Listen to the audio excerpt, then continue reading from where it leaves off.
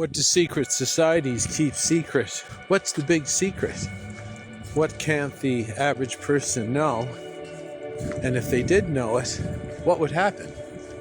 Well, there's many secrets passed down in these secret societies, but there's two major ones that the public are starting to catch on to, and that's a good thing. What's happened from 2020 forward has awakened a lot of people and keep their eyes on what's happening. And the more you understand what's happening, the more you can see these two primary secrets.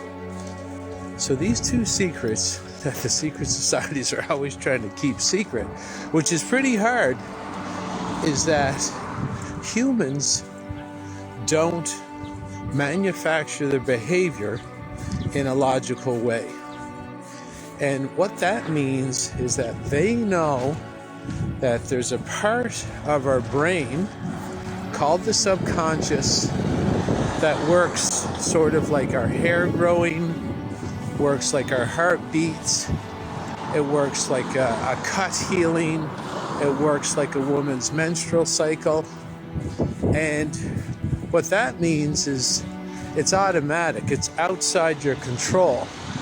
And this part of the brain, the subconscious, is in charge of the majority of our behavior, the majority of our beliefs, the majority of our ideas, and what we sort of derive from our school or what we're exposed to. We're led to believe that we, as individuals, sort of assess the lay of the land and then use our super deep intelligence to pick the best decision, the best belief, or the best idea for ourselves. And that's exactly what the secret societies want us to think. Because the truth of the matter is almost the polar opposite. Is that this automatic part of the brain, just like a cut healing, you don't have control of it. It does it automatically, and it does it out of love. It doesn't do it out of any nefarious reason. This part of the brain looks into the environment and looks for repetitive content, and it's a very good counter of repetitive content. They found this out, and it's spooky. It doesn't miss anything repetitive. Words could be hidden in other words, and this part of the brain is being proven to see them in a millisecond. And I'll give you an example of how fast this part of the brain scans the environment looking for repetitive content. Right now, I'm talking with what's called the conscious mind. It's sort of the opposite of the subconscious.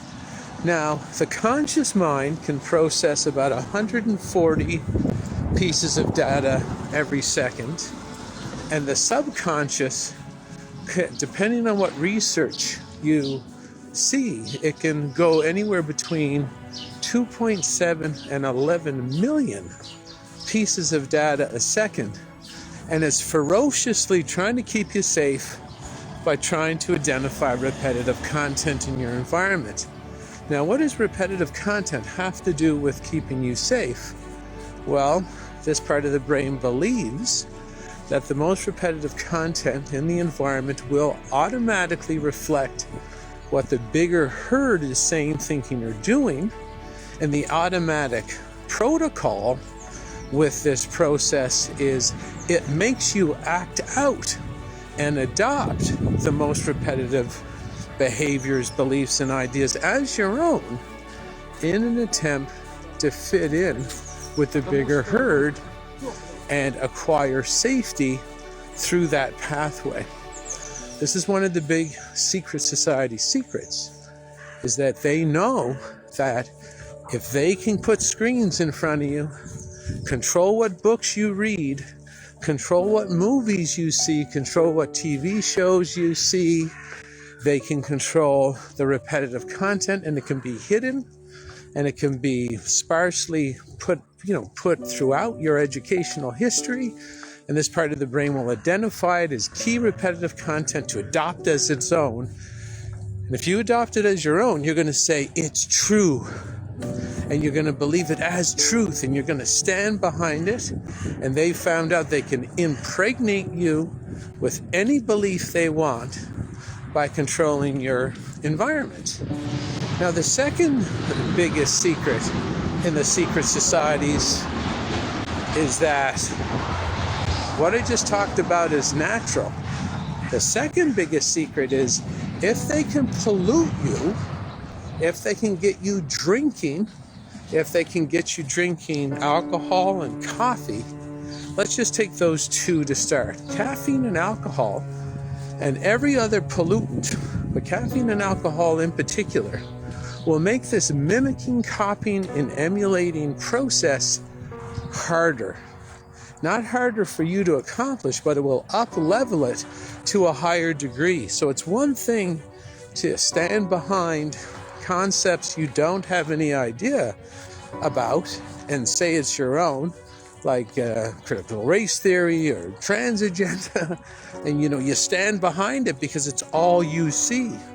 Well, if you're all screwed up on smoking marijuana, drinking booze, chugging back Red Bulls, you're going to stand behind their repetitive content like your life depends on it. So those are your two biggest secrets that the secret societies don't want anybody to know, is that they've been controlling you through repetitive content mechanisms since the day you were born. But this control mechanism goes back to stage plays, Shakespearean plays, government announcements in the Times Square, in the town square, in the Agora in Greece. Goes all the way back to Egypt, Samaria, Babylon. Goes all the way back to the ancient societies. Is that they knew this, and they've known this for thousands of years, is that just get these people somewhere. Now it's in your living room, but it wasn't in your living room all the time. Get these people somewhere with their eyes fixated on something and control what they see. Control that something, and you'll control the herd. And if you can offer free beer where it's going on, because that's why the Egyptians invented beer. And they also had the blue lily, the blue Nile lily. That was a hallucinogen. And they knew if they would screw you up with all the toxins, you're going to copy, mimic, and emulate and mirror the repetitive content more. There's your two big secrets. If you want to learn more interesting information, get on my email list. Email me personally at jason@freedomfromselfsabotage.com. And I'll slow drip you some free information over time on my email list. This is Jason Christoff signing off. Thank you for listening.